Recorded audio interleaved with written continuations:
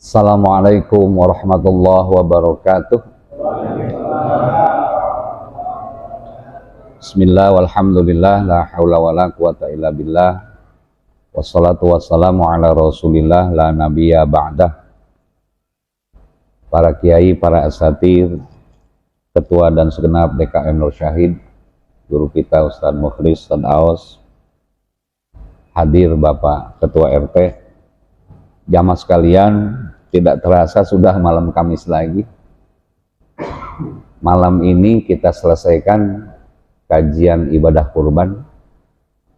A'udzubillahi minasyaitonirrajim. Bismillahirrahmanirrahim. Ila hadratin Nabil Mustafa wa Rasulil Mujtaba wa Habibil Muqtada Sayyidina wa Maulana Muhammadin sallallahu alaihi wasallam wa ala alihi wa ashabihi wa azwajihi wa dhurriyyatihi wa ahli baitihil kiram wa khususan hadiyatan ila ruhi mufassir hadal kitab wa ila arwahi ahli kubur jamaah ta'lim Nur Syahid ghafarallahu dhunubahum syai'ulillahi lahumul fatihah.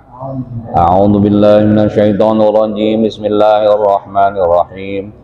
Alhamdulillahi rabbil alamin arrahmanir rahim maliki yaumiddin iyyaka na'budu wa iyyaka nasta'in ihdinas siratal mustaqim siratal ladzina an'amta 'alaihim ghairil maghdubi 'alaihim waladdallin.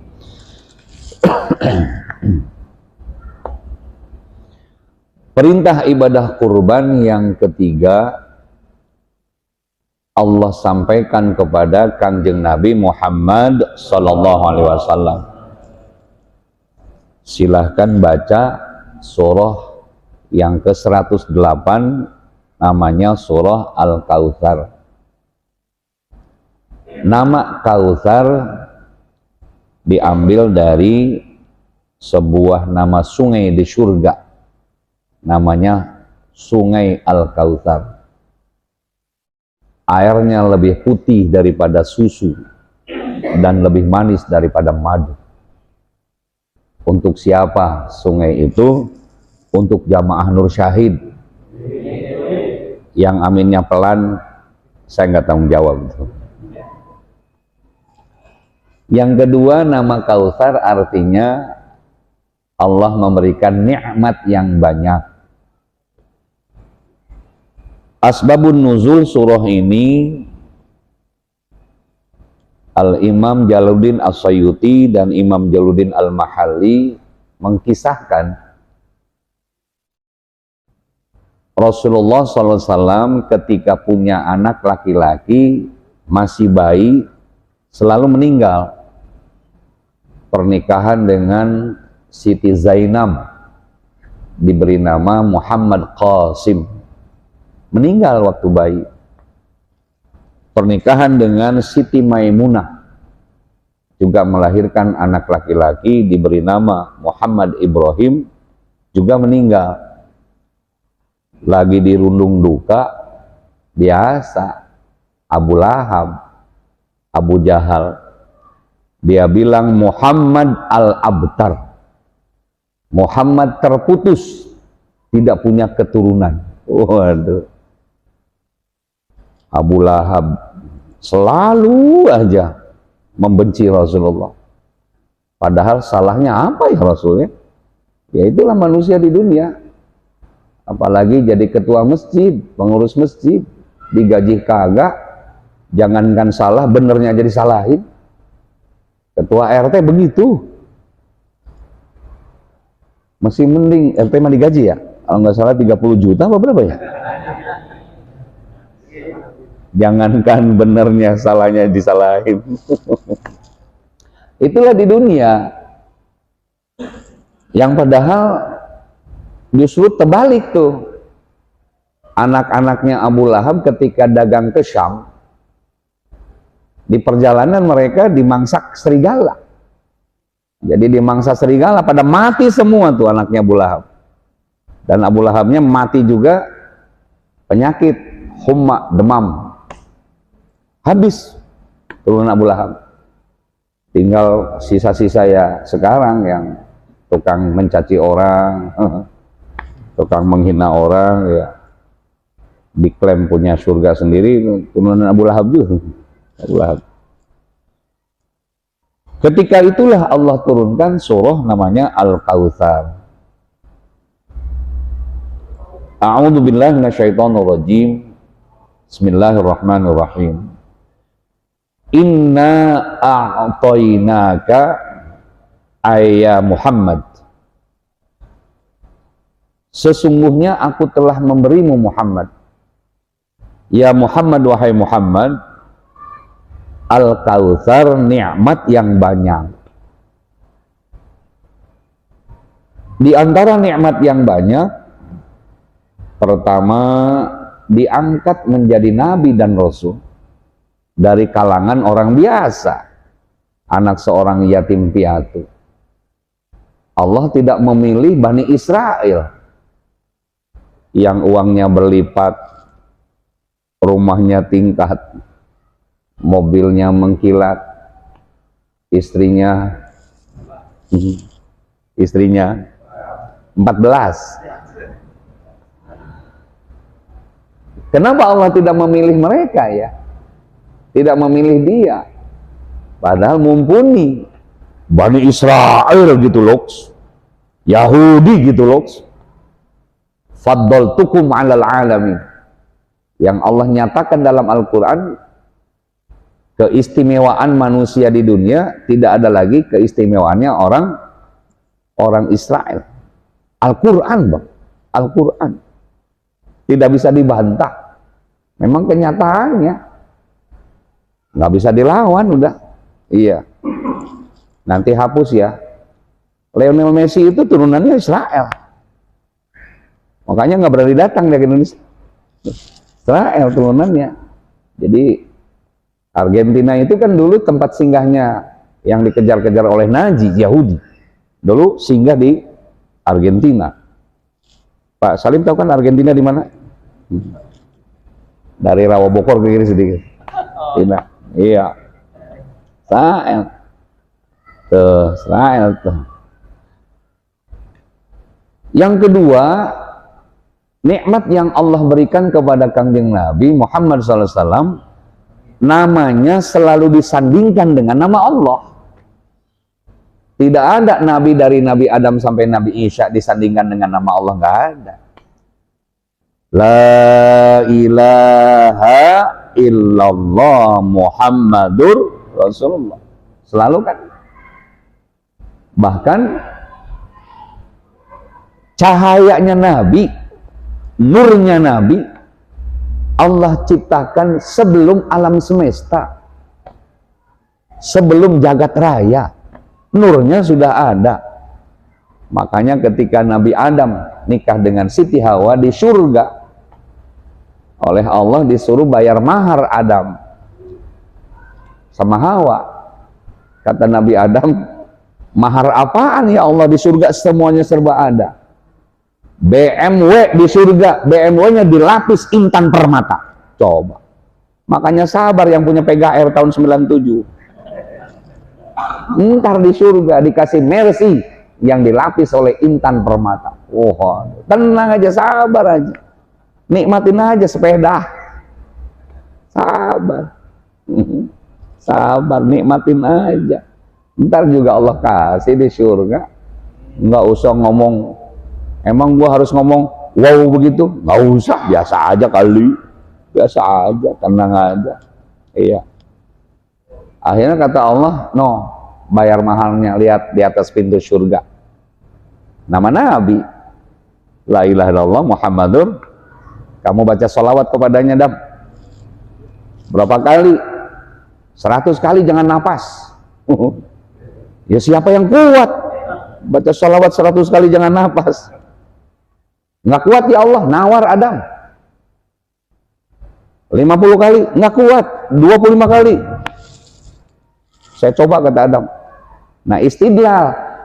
Mahar itu, mas kawin itu bisa dikredit dan bahkan bisa dihutang.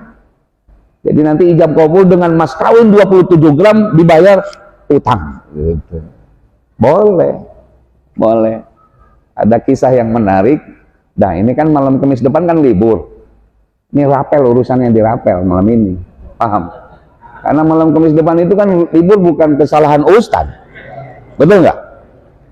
Iya. Ya bukan kesalahan pada televisi Anda kan, kayaknya kita rapel. Udah gitu minta libur lagi sampai Jumat nanti, waduh, Jumat libur, atau dinas-dinas kan nggak ngadain Jumatan, waduh, zong. Waduh, jadi ustadz-ustadz yang khutbah di instansi pemerintahan udah habis dah urusan. Iya, pokoknya saya ngikut di sini aja khutbah, apa namanya, ikut jamaah di sini. Mudah-mudahan Padang mah dapat lah. Iya, tuh. Jadi istidlal, jadi mas kawin itu hanya wajib bukan rukun, makanya bisa diutang. Ada kisah yang menarik nih. Dah kita bahas surat tadi pada apal semua. Ada seseorang yang mengantarkan suaminya ke rumah Syekh Abdul Qadir Jailani. Beliau kan lagi ngebangun pondoknya Al-A'zamiyah.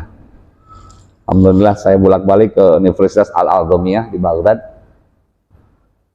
Itu si perempuan tadi bawa suami. Assalamualaikum Tuan Syekh. Waalaikumsalam. Ada apa? Ini saya sudah rumah tangga, sudah sampai tua. Suami saya masih belum bisa bayar mas kawin.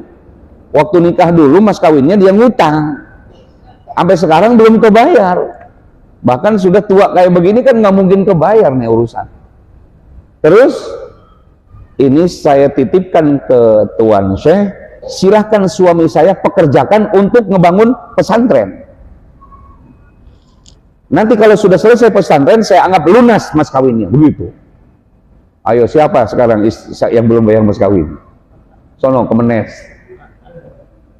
Hebatnya hukum ya, luar biasa ya. Jadi dianggap lunas sudah, anggap lunas. Nah itu maharnya siapa tadi? Adam alaihissalam. Itu yang disebut dengan Al-Kautsar, nikmat yang banyak. Selanjutnya nikmat yang Allah berikan kepada Rasul, beliau punya derajat syafaat. Nah, syafaat ini bisa menolong umatnya kendati dia banyak dosa. Dengan syafaatul uzmanya Rasulullah dia terhindar, terbebas dari dosa dan masuk surga. Syafaat. Nabi-nabi dan Rasul yang lain enggak. Bahkan nanti di alam mahsyar, di akhirat, itu bendera Nabi Adam dan umatnya, Nabi Nuh, Nabi Syed, kemudian Nabi Sulaiman, Ayub, terus oleh semuanya itu ngantri di belakang pengen syafaatnya Rasul. Karena nabi-nabi mereka nggak bisa ngasih syafaat, nggak bisa ngasih pertolongan. Itu syafaat.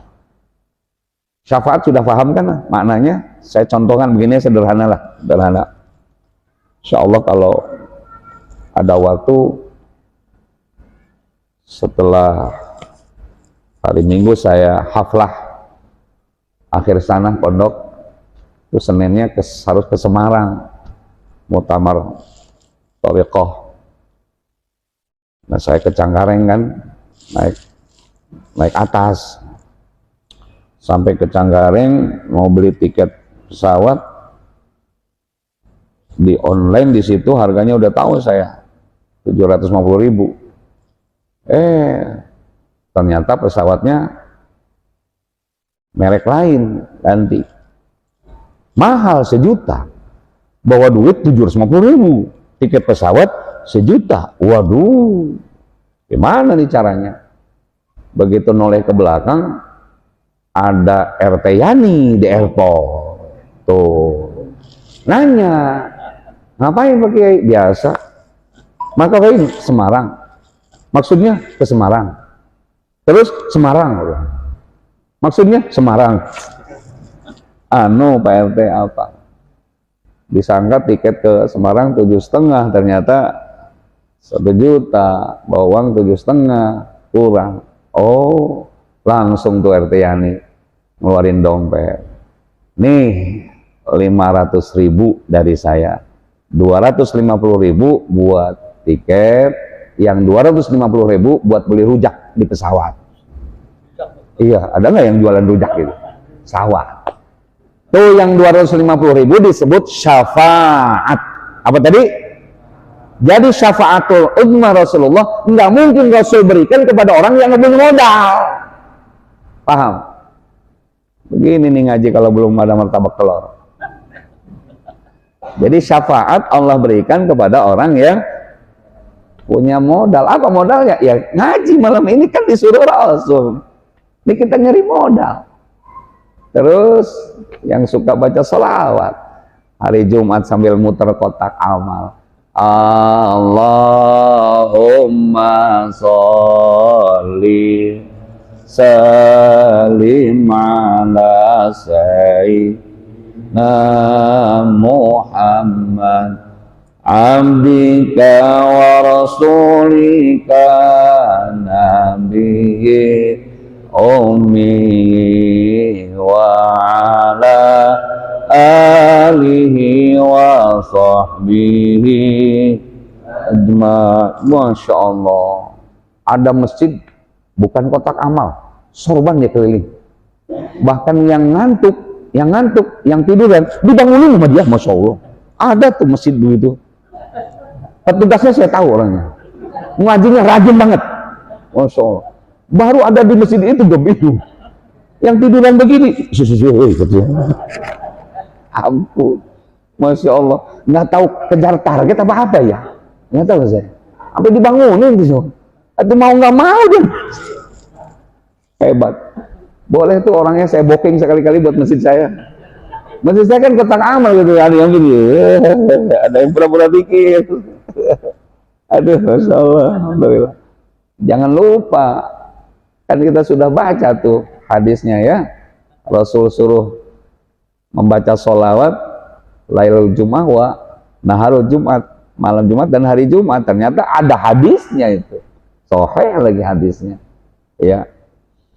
Baik, itulah Rasulullah punya syafaat. Bahkan tadi umatnya Nabi Isa alaihissalam ngantri pengen syafaatul udhwanya Rasulullah. Atau kata Rasul, ya umat gua dulu, baru sisanya yang lain. Itu pun nunggu yang terakhir zaman Nur Syahid yang dikasih syafaat. Iya, kata Rasul, ntar dulu jamaah saya, umat saya yang terakhir jamaah Nur Syahid, ntar dulu, belum selesai. Ya, kenapa jamaah Nur Syahid terakhir? Orang ngajinya bawa kitab kagak, bawa pulpen kagak, kertas kagak, nyari senderan, dengkul blonjor tekuk, udah gitu nunduk, disangka ustaznya khusyuk, keluar suara tekor. Ya wajar aja. Terakhir syafaatnya terakhir. Orang lain udah ngempok-ngempok bidadari di sono, dia mah baru nyampe. Tuh, jadi Al-Kautsarnya di situ. Yang terakhir nih, dengerin nih. Rasul dikasih kemenangan terus setiap perang. Perang yang draw itu cuman perang Uhud. Saya nggak setuju kalau perang Uhud kalah. Sebab dua barisan antara pasukan Rasulullah juga ada yang gugur, mereka juga kafir Quraisy banyak yang gugur juga. Draw, iya. Tahu kan draw? Ya kayak masjid kotak amalnya setiap Jumat dapat 350.000, transport ustadz 350.000, draw namanya. Draw. Terus ada masjid dapat kotak amalnya 350.000, transportin ustadz berapa? 50. Apa namanya? Draw. Kata Ustadz Hanan draw. Draw. Nah, jadi setiap perang itu kalau menang itu kan dapat rampasan perang namanya ghanimah. Nah, ghanimah inilah Rasul menjadi kaya raya. Ghanimah inilah pasukan kemudian sahabat Rasul jadi sejahtera. Sedangkan kalau perang dengan Romawi, mereka perbekalannya kan banyak. Jauh kan dari sono, dari ujung barat. Pasti intan permata segala macam perbekalannya. Itu Rasul selalu menang dan dimenangkan sama Allah. Ghanimah, rampasan perang 15% Rasulullah. Yang lain dibagikan sahabat kemudian buat Baitul Mal. Wah, itu kekayaan yang luar biasa. Tapi perang dulu baru dapat ghanimah. Sekali lagi nih, perang dulu baru dapat hadiah. Paham? Ada nggak sekarang penceramah DP dulu sebelum ceramah? Jawab sama lo. Ada nggak? Dari mana tuh konsepnya tuh penceramah pengen di DP dulu? Kalau nggak di DP, datang nggak kira-kira? Agak. Zaman sekarang udah mau kiamat sih, penceramahnya goblok, masyarakatnya tolol. Ya kenapa? Ya goblok sama tolol kan sama-sama. Lu tahu blow on? Tahu kan blow on? Minum es ditiupin. Ini gua kalau ceramah begini di rumah mau balik kagak diundang lagi, bodo amat. Habis ya masyarakatnya juga mau aja lagi nge-DP kan main tanggal sekian. Mau baliknya mau aja lagi di DP. Duh, Masya Allah. Doain mudah-mudahan saya bicara begini konsisten, takut dengan ancaman Allah. Allah sampaikan dalam Al-Quran bahwa kabura maktan indallahi an taqulu ma la taf'alu. Allah amat sangat membenci kepada orang yang cuma bisa ngomong nasihatin orang lain tapi dia sendiri tidak mau dinasihatin sama Allah. Waduh, catat. Makanya kalau cari aja lah mau balik, insya Allah di WA juga datang dia, ada nomornya 0812 1182 0299. Silakan aja datang WA aja di WA. Ya ada juga yang mau ngasih, ya banyak yang nanya, saya bilang cukup doakan semoga sehat pada waktunya, itu aja DP-nya. Doakan aja. Salam ke DKM, doa buat saya semoga sehat pada waktunya. Nah itu Al-Kautsar yang terakhir mendapat apa tadi? Ghanimah. Jangan lupa kata Allah, fasolli li rabbika. Kalau sudah mendapatkan kenikmatan-kenikmatan urusan duniawi, maka fasolli, sholatlah, ibadahlah kepada Allah. Berarti pada dasarnya kita disuruh siru fil ardi dulu, disuruh usaha dulu, disuruh nyari dunia dulu, fasolli, kemudian sholat kalian. Oh jelas dong, jangankan hukum, logika kita aja berbicara. Sholat sah nggak kalau membuka aurat? Nggak sah. Berarti harus menutupi aurat. Bagaimana caranya? Kita ikhtiar usaha dunia dulu kan? Tuh, dunia dulu, cari dunia dulu, baru fasoli untuk ibadah. Yang dulu kita bahas tentang simbol negara Arab, ada suku terkemuka namanya Quraisy. Allah gambarkan dalam surah Al-Quraisy. Quraisy itu suku terkemuka di Arab, suku bangsawan, suku hebat. Jadi Rasul itu dari suku Quraisy. Sampai sama Allah diceritakan, li'ila fi Quraisy, kebiasaan suku Quraisy, ilafihim, biasanya mereka rihlatasyita iwas-shaib, mereka rihlah, berdagang. Untuk apa berdagang? Nyari ekonomi, nyari sandang pangan papan, nyari ginian nih. Apa ini Pak? Masya Allah, jempol dibilang duit sama dia. Baju hitam, mata duitan lu. Jempol dibilang duit. Disuruh nyari ini dulu sama Allah. Apaan ini? Duit. Tulus. Kata RT sih bahasanya, karena dia menggaulnya sama orang Pantai Indah Kapuk, piti sama cuan gitu. Cuan. Kita mah gak paham tuh begitu kan. Dia menggabungnya kalau sono. Cuan. Waduh.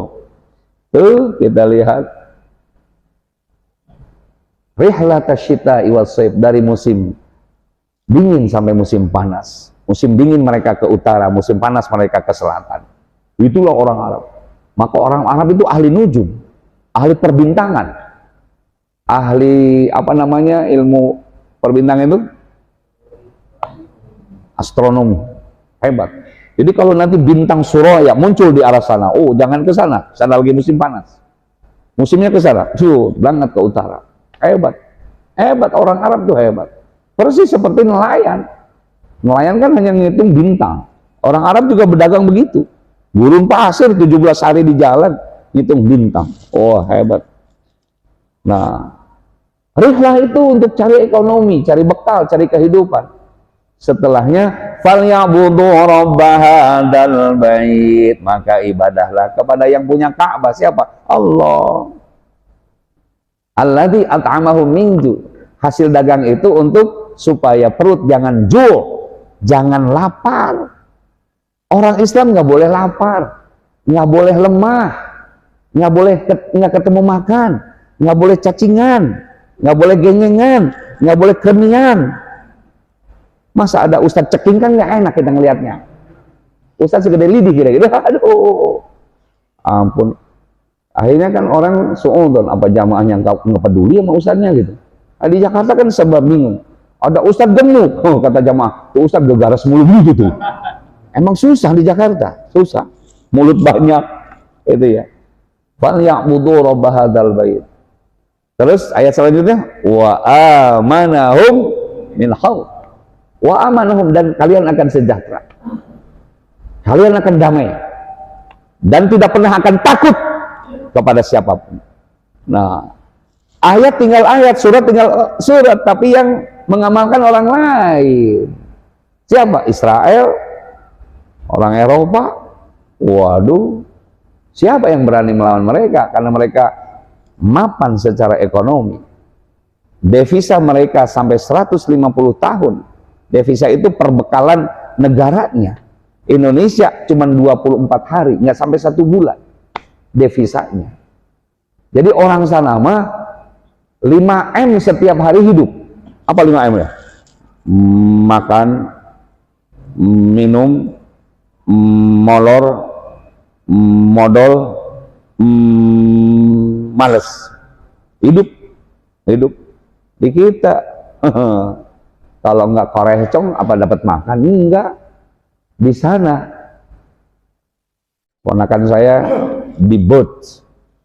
Buat itu di salah satu provinsi di Australia. Ponakan itu di sana dia cerita, pengangguran di sana digaji negara. Pengangguran. Jadi ini RT berapa, RW berapa, penganggurannya ada berapa, digaji negara. Silakan ngambil. Itu pun gak ada yang ngambil, malu kalau ngambil. Berarti kalau ada yang ngambil disebut debil man, manusia buruk, manusia tidak berguna, manusia sampah. Malu. Beda dengan negara mana tuh? Negara mana? Negara mana? BLT disuruh negara, disuruh beli pulpen, beli buku buat anaknya sekolah, malah dibeliin. Beli apa? Lipstik sama ibunya. Dibeliin bedak. Aduh, anaknya pulpen ini nggak punya. Kalau negara memfasilitasi untuk itu. Nah, kembali tadi itu yang disebut dengan ghanimah. Ghanimah. Fasholli li rabbika, salat li rabbika kepada Tuhanmu. Wanhar. Wawnya ini atof. Saya demen kalau ayat itu ada waw atof, artinya sambungan. Tidak ada koma di situ, sambungan. Dan berkurbanlah. Tuh. Yang dituntut untuk berkurban mereka yang sudah mapan, bro. Yang sudah cukup. Maka kita baca hadisnya malam ini. Riwayat Imam Ibnu Majah. Dalam kitab hadis Sunan Abu Daud. Sunan apa? Daud. Banyak sunan. Saya sunan juga, tapi Sunan Kalideres. Ini Sunan Abu Daud. Ibnu Majah meriwayatkan. Kita lihat. Qala Nabi sallallahu alaihi wasallam, "Idza wajada sa'atan falam yudhi fala yaqrabanna musallana." Rawahu Ibnu Majah. Baginda yang mulia Rasulullah bersabda, apabila kalian sudah sanggup, sudah bisa untuk membeli hewan kurban dan berkurban, fala yudhha, dan dia tidak mau berkorban, fala yaqrabanna musallana, jangan sekali-kali mendekati apa tempat sholatnya Rasulullah. Saya tanya, tempat Rasulullah di mana? Di mana? Masjid. Berarti orang yang sudah mampu secara harta, dia tidak mau berkorban, jangan sekali-kali masuk masjid. Dan sekali-kali jangan dekat dengan Rasulullah nanti di alam akhirat. Padahal kita penting tadi syafaat. Waduh, kalau hitungan ibadah kita, model kita kira-kira mau masuk surga. Saya Zabidi ini hamba yang awam, nggak punya ilmu, hamba doain, kira-kira minta karena sholat kita surga. Jauh tuh. Sholat apaan kita? Ya, sholat apaan kita? Sholat hanya memenuhi kewajiban. Kalau khusyuk dijadikan rukun dalam sholat, jamaah nur syahid tadi sholat isya batal semuanya. Ngaku aja loh. Paling khusyuknya takbiratul ihram, ame usolli sambil merem. Usolli fardal isya'i Allahu akbar wa dalam hati Allah maha besar. Allahu akbaru kabira wala pertengahan doa iftitah. Waduh, di nur syahid menunya malam ini apa ya? Kemana-mana. Jahe buat Ustadz udah disiapkan belum ya kira-kira? Itu Mas Mukhlis tadi. Ada. Nggak ada. Makanya saya agak kurang sependapat tuh dengan guru besar kita, Buya, yang di YouTube viral. Buya apa namanya? Bukan, satunya lagi yang masih muda. Iya, bukan, ya orang Medan. Iya. Dia bilang tidak sah sholat kalau ilgha.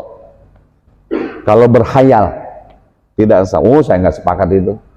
Nggak sepakat. Ya usah ya. Jangan disebutin namanya. Yang jelas namanya Rozi kalau nggak salah. Iya, nggak sepakat saya. Soalnya khusyuk bukan bagian dari rukun, tapi khusyuk bagaimana kita bisa menciptakan khusyuk dalam sholat, itu aja. Khusyuk dalam sholat. Insya Allah Abu Bakar Siddiq diiringi dengan harta kekayaan, Utsman bin Affan sama, Umar juga sama, Ali juga sama. Jadi itu juga salah satu pendukung untuk khusyuk.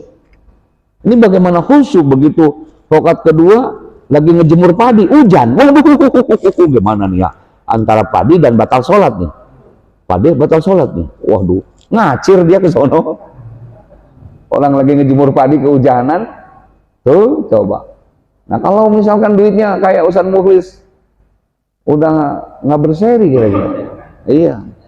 Mukhlis sono, bukan Mukhlis ini, kan Mukhlis ini aja. Iya, Mukhlis Islam. Iya. Mukhlis Islam. Iya, yang punya utang negara berapa sama dia? Gitu ya. Ya enak tuh. Nah, oke, satu tuh. Mudah-mudahan jamaah nur syahid nanti termasuk enggak dengan hadis tadi. Tuh. Di antaranya saya kasih bocoran ya. Ya jangan dulu berkurban kalau punya utang. Utangnya dihitung dengan hartanya, banyakkan utangnya. Gitu ya. Jangan dulu berkurban. Persis kayak kiai lagi ngebangun pondok, utangnya ke material banyak banget. Berarti kiai tadi kurban apa enggak ya kira-kira ya? Kurban. Oke, jangan bohongin Allah. Jangan bohongin Allah. Yang kedua, ibadah kurban itu Allah perintahkan tahun ke-6 Hijriah. Jadi hukum itu tahapan. 13 tahun Rasulullah di Mekah belum ada perintah berkurban. Makanya ayat Al-Kautsar walaupun pendek ini turunnya dua tempat, Mekah dan Madinah. Wanhar itu fasoli wanhar itu di Madinah. Ketika Rasulullah udah mapan. Kalau di Mekah Rasulullah, waduh, namanya misi dakwah ya, 13 tahun kayak apa di Mekah. Itu Rasulullah.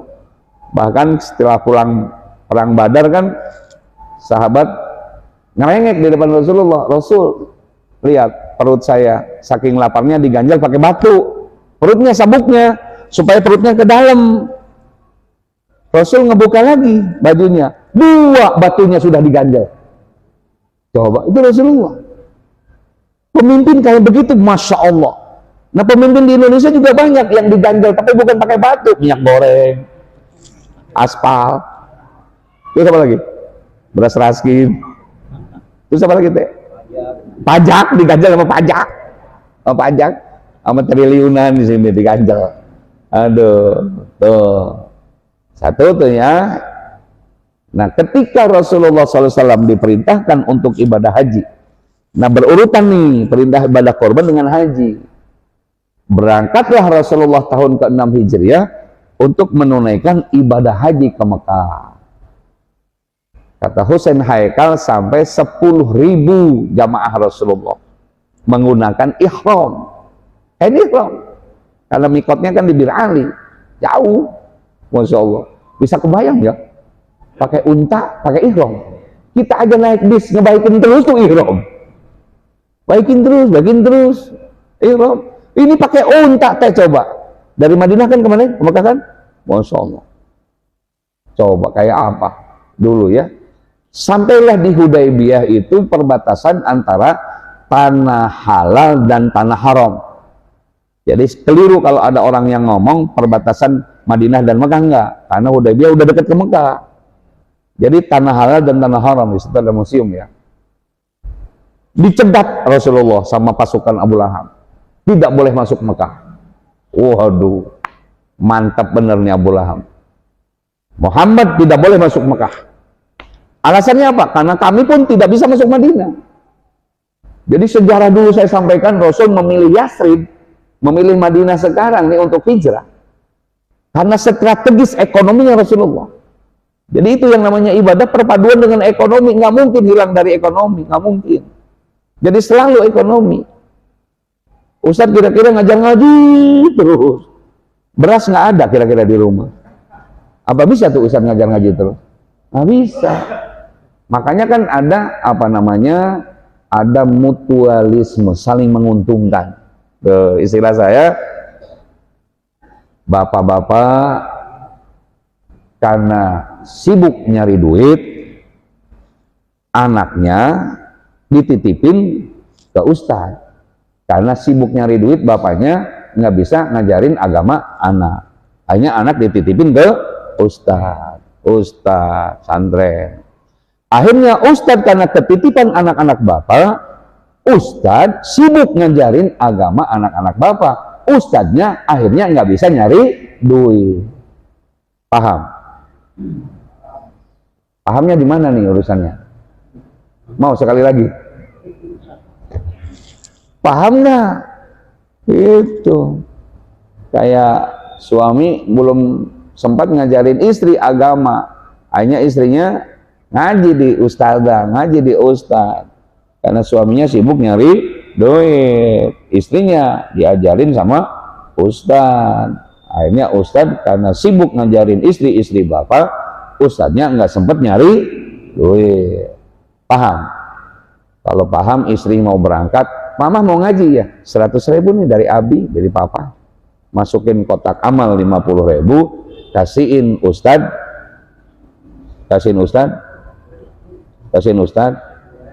sedangkan sehari 3 kali ngajinya. Iya kan, ibu-ibu kan 3 kali ngajinya dia sehari. Kita lanjut. Nah, pas di Hudaybiyah tadi dijaga. Waduh, waktu itu Abu Sofyan belum masuk Islam, pamannya Rasul. Tolha belum, Abu Jahal, Abu Lahab. Tidak boleh masuk Mekah. Kalau nanti kalian masuk Mekah, kami pun harus masuk Madinah untuk bisa berdagang. Rundingan Rasulullah, dipanggil sahabat senior, Abu Bakar, Abdurrahman bin Auf, Abi Waqqas, Ali bin Abi Thalib. Umar bin Khattab nggak diajak sama Rasul. Urusan begitu nggak diajak. Kenapa? Bahaya kalau diajak. Urusannya sadigo, pedang urusannya. Kata Umar, ihram tinggal ihram gitu. Beda kalau yang itu nggak diajak tuh. Unik tuh Rasulullah memilih karakter sahabat. Nah, ketika itu rundingan, kata Rasul, oke, sampaikan. Siap kita. Yang penting kita bisa haji. Rundingan. Dah, siap. Bikin perjanjian. Ditulislah redaksi perjanjiannya oleh Zaid bin Sabit. Tulis. Di atasnya pakai kalimat Bismillahirrahmanirrahim. Yang bertanda tangan di bawah ini, Muhammad bin Abdillah sebagai Rasulullah Muhammad SAW, Nabi dan Rasulnya umat Islam. Dengan ini menyatakan bahwa kami siap untuk sahabat saudara kami dari Mekah bisa berdagang masuk Madinah dan kami diizinkan untuk bisa masuk Mekah. Wah, untuk menunaikan ibadah haji. Tanda tangan Muhammad bin Abdillah, Rasulullah Muhammad SAW, Nabi dan Rasulnya umat Islam. Tanda tangan, dibawalah. Begitu dibaca sama Sofyan tuh, Sofyan dulu, langsung pakai ujung pedang. Zaid bin Sabit, mau saya robek nih surat atau diganti? Jangan pakai dibubuhi kalimat Bismillahirrahmanirrahim, berarti ini perjanjian membawa Tuhan kamu. Kalau ditulis Bismillah, kami juga tulis Tuhan kami. Tuhan kami Lata, Manat, dan Hubal. Nggak sebutin Uzza, kenapa? Takut Ustaz Zabidi nantinya. Teorinya Kiai. Kalau nanti itu ditulis bahwa ini juga harus masukin Tuhan kami, berarti dua Tuhan yang ditulis di situ. Nah, itu pakai lafaz Bismillah tidak diberitahu Rasulullah oleh Zaid bin Sabit. Akhirnya ngadu ke Rasulullah, diceritakan bahasa cangkarnya begini, ya kenapa nggak bilang dulu kalau pakai Bismillah? Ini kan hubungan bilateral, hubungan kenegaraan, hubungan wilayah, tidak ada sangkut pautnya dengan akidah. Tuh, ini istidlal, dalil bagi kita. Kalau surat menyurat RT tidak perlu pakai Bismillah. Ini mah surat menyurat RT pakai Bismillah. Iya, undangan kawinan pakai Bismillah segala, orang kawinan. Udah gitu di bawahnya ditulis hiburan organ tunggal tersedia, atasnya pakai Bismillah. Sambar geledek tuh orang tuh. Paham teh? Syukur ngaji lu teh. Kalau nggak ngaji, alhamdulillah. Itulah hubungan bilateral, beda. Interaksi sosial hablum minanas dengan hablum minallah beda. Nah, itulah kita Islam harus moderat. Islam tidak boleh kasar, nggak boleh radikal. Coba kalau dibaca sama Umar, kata Umar, jadi kita dilarang baca Bismillah. Langsung pedangnya keluar. Panggil Sofyan, suruh ke sini. Waduh, mana Sofyan? Penggal kepalanya Sofyan. Itu ya. Itu. Makanya sahabat senior yang teduh, Abu Bakar, Abdurrahman bin Auf, diajak ngobrol sama Rasul, teduh pikirannya. Makanya penting kita perlu yang begitu. Makanya di Jakarta istilah saya, mubalik itu ada 4 model. Ada penceramah indoor, di rumah aja, ngaji, sholat. Ada yang outdoor, yang suka ceramah, keluar. Ada yang door to door, dari rumah ke rumah. Yang terakhir, dar-der-dor. Di Jakarta banyak yang dar-der-dor, mencaci maki orang, ampun. Emang begitu tuh ceramah, mencaci orang halal hukumnya? Haram, dosa, nggak boleh. Yang mendengarkan juga dosa. Pulang aja, pulang, jangan ikut. Khawatir nanti, dosa. Bukan main. Iya.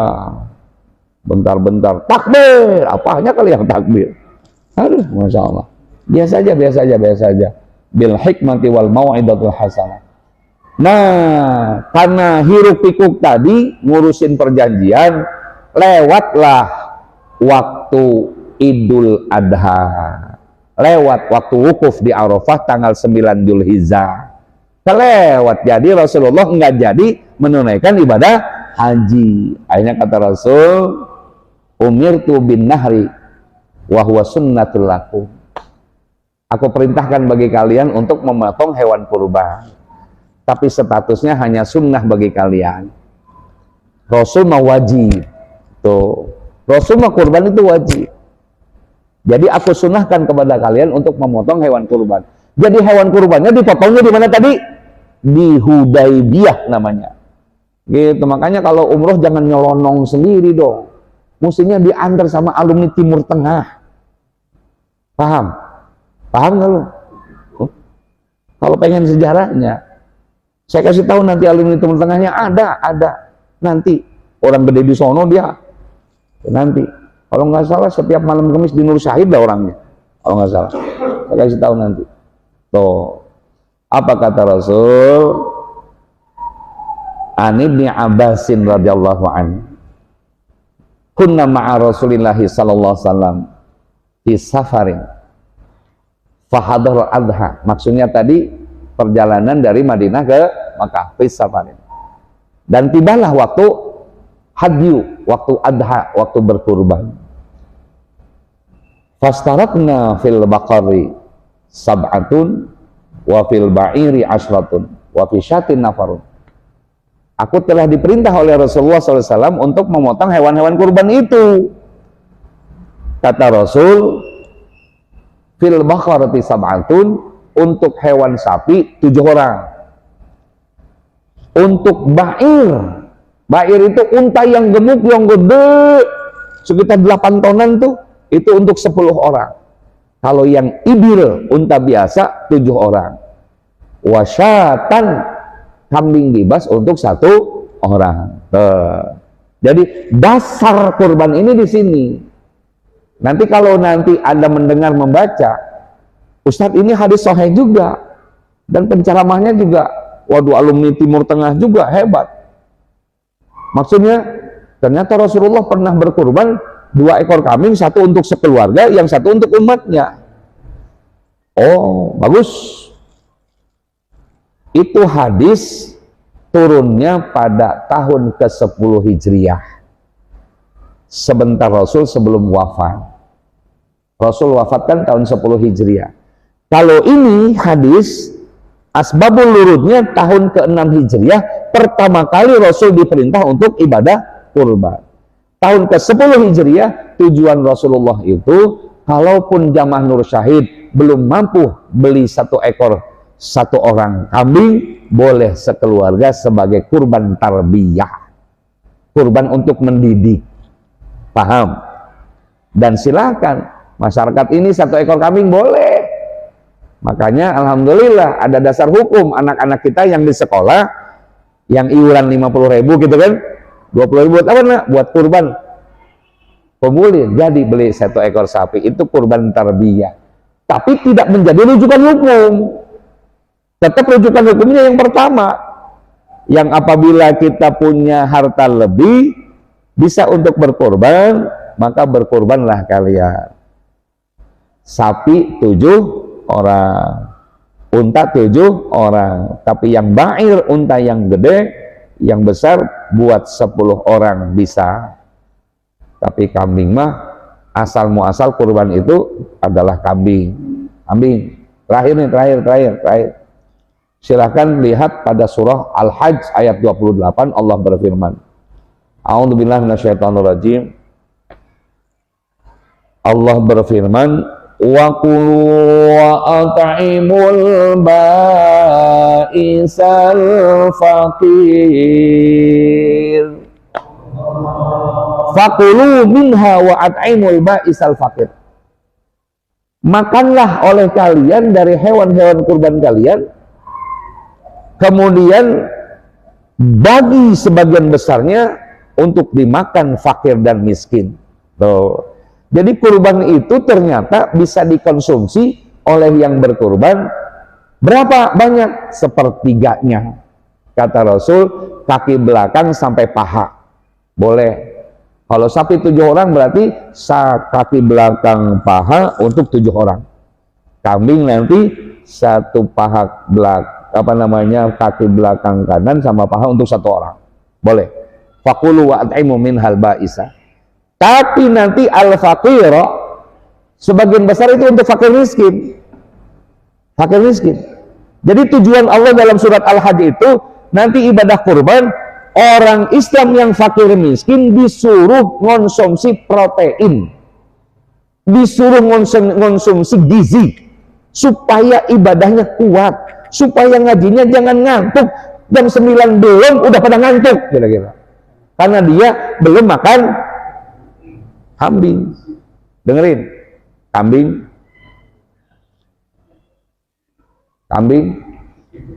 belum makan kambing.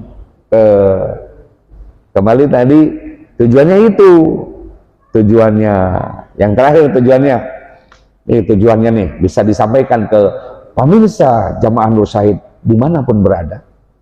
Esensi terakhir sejarah ibadah kurban adalah bagaimana Allah menyuruh kita menyembelih sifat-sifat hayawan pada diri manusia, sifat-sifat binatang yang ada pada diri manusia, disembelih nanti pada hari raya Idul Adha. Maksudnya disembelih itu dihilangkan dari diri kita sifat-sifat hayawan. Kambing nggak pernah sholat, kambing nggak disuruh ngaji. Manusia karena punya akal dan pikiran, maka disuruhlah manusia untuk sholat. Jadi kalau ada manusia yang kagak sholat, kagak ngaji, apa bedanya dengan sifat? Yang kompak dong, 1, 2, 3, sifat hayawan, bukan kambing tuh. Kalau kambing kan kambing doang, kalau hayawan mah semuanya. Itu sifat-sifat itu maksudnya. Kalau binatang bajing, malingnya cuma 1 butir kelapa, dia bolongin buat rame-rame 3 bulan. Bajing, binatang bajing, dengerin bajing. Paham? Tapi kalau bajingan, waduh, malingnya balik lagi tadi. Apa? Minyak goreng. Pajak. Ras-raskin. Itu bajingan tuh, bajingan. Nah, sifat-sifat itulah harus disembelih. Nah, kalau nanti pengen lebih lanjut mendengarkan tentang esensi sejarah kurban, silakan hadir pada peringatan sholat Idul Adha di RW 10 Kelurahan Kalideres. Insya Allah kita akan kupas tajam setajam silet. Jangan kemana-mana setelah pesan-pesan berikut ini. Terima kasih. Mohon maaf.